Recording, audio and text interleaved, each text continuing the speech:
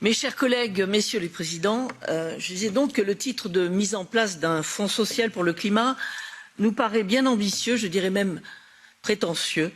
et semble bien plutôt avoir à se limiter à gérer la pénurie que subissent de plein fouet nos compatriotes, pénurie que Bruxelles a elle-même générée. Prétendre concilier les problèmes de fin de mois avec les problèmes de fin du monde par de telles mesures relève soit de l'incompétence, soit, pire, du cynisme. Il faut sortir du déni et surtout réfléchir aux conséquences sociales de la politique que vous menez et que vous assumez, avec la religion du libre-échange,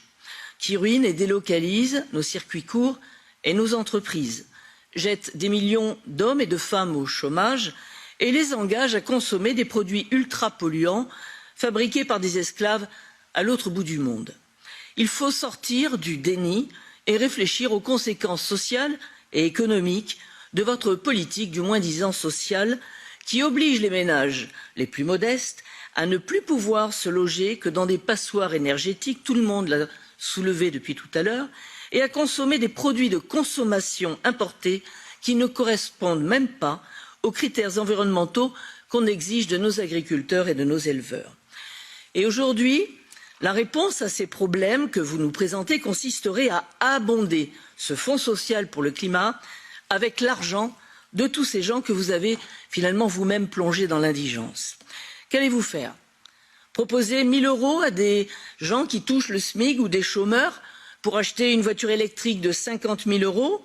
pour accompagner leurs enfants à l'école, faire les courses ou aller travailler?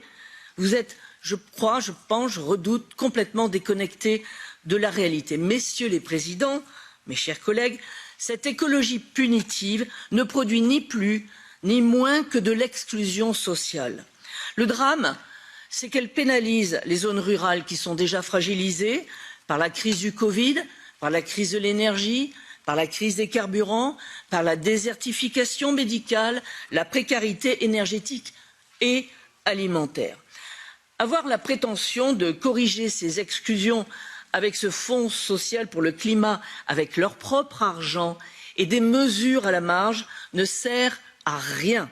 Ce sont des politiques écologiques en tant que telles, de vraies politiques écologiques qu'il nous faut absolument revoir